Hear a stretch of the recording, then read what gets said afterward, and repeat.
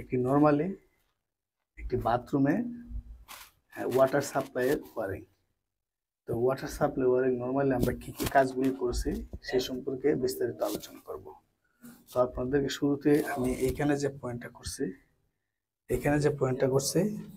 এই পয়েন্টটা হচ্ছে আমাদের ফ্লাশ ট্যাঙ্কের জন্য।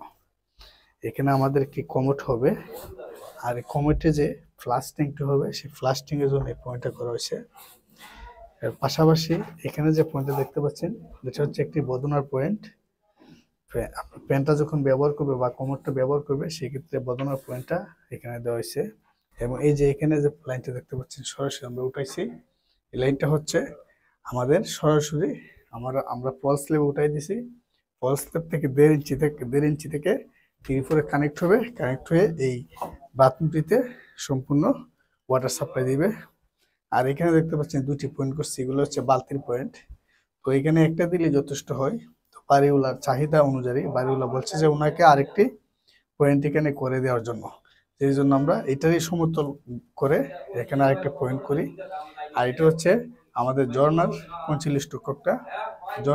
স্ট্রোকটা আমরা এই ঝর্ণাটা দিয়েছি হচ্ছে সিলিং ঝর্ণা দিয়েছি, কারণ যেটাতে বাড়িওয়ালা বলছে যে সিলিং শাওয়ারটা দিলে মনে হয় স্ট্যান্ডার্ড হয়। আমরা বলছি হ্যাঁ ঠিক আছে স্ট্যান্ডার্ড হয়।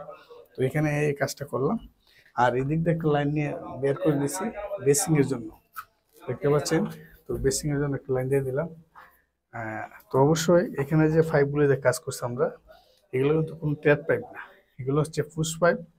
আপনার ফিটিংসে কোনো ট্যাট করার দরকার নাই, কোনো প্রকার ট্যাটের কোনো দরকার নাই। জাস্ট ফিটিংসে গাম লাগাবেন, লাগিয়ে ফিটিংস করে দেবেন, একদম সহজ এবং ইজি। এবং এই পাইপগুলিতে আপনার আয়রনও তেমন ধরে না। তো অবশ্যই আপনারা যখন নর্মালি একটি বাথরুমে কাজ করবেন, এখানে কিন্তু গরম ঠান্ডার কোনো লাইন নেই, শুধু নর্মাল পানির জন্য এই লাইনগুলো করা হয়েছে।